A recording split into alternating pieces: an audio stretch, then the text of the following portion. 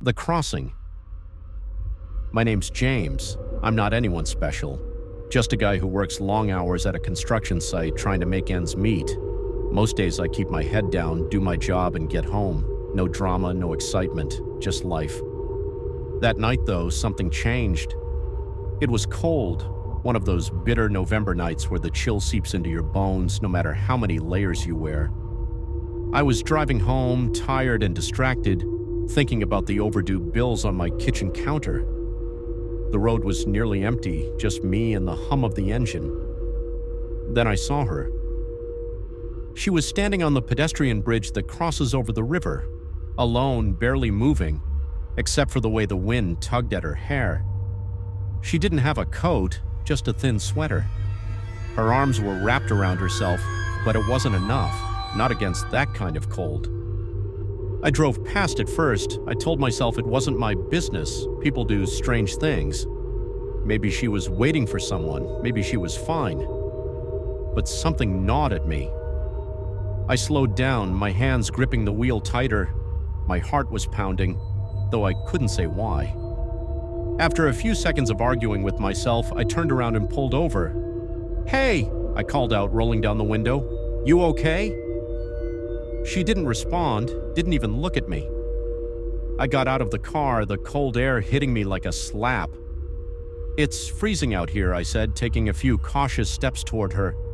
"You shouldn't be alone." Finally, she turned.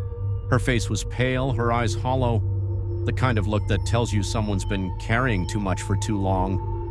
"Why does it matter?" she asked, her voice so soft I almost didn't hear it.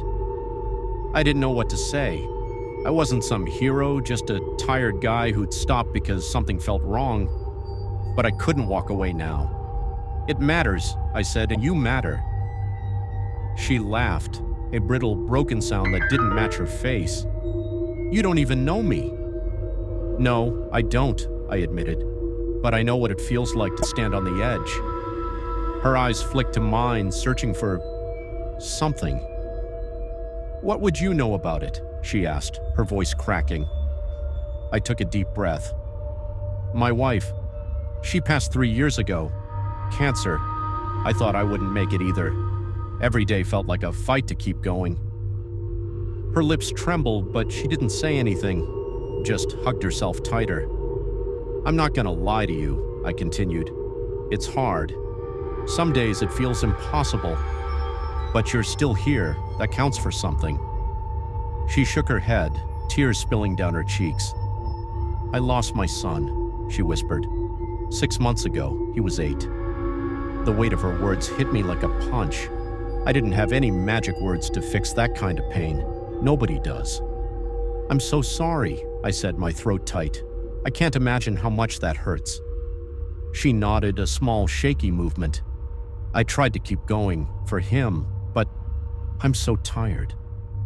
I stepped closer, keeping my voice gentle. "You don't have to do this alone. There are people who care. I care." Her eyes met mine again, and something shifted. The fight, the wall she'd built to keep people out, they cracked just a little. "I don't know how," she whispered.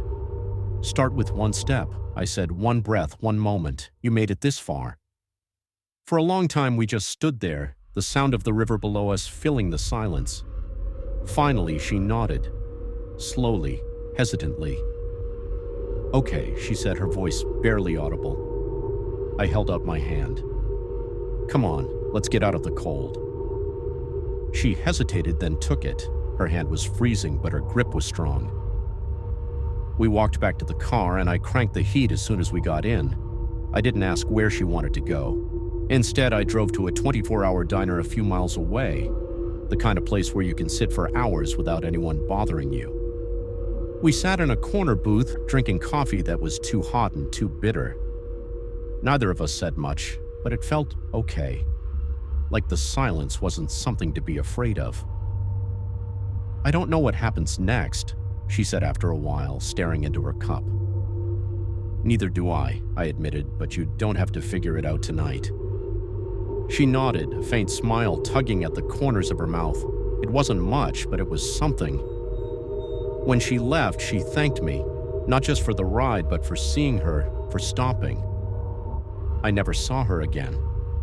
But every time I drive past that bridge, I think about her, and I hope wherever she is, she's still taking it one step at a time. That's it for today, guys. You can submit your horror experiences and stories through the comment section. Please like this video, and also make sure to subscribe the channel. It'll motivate me. See you guys in another one. Peace out.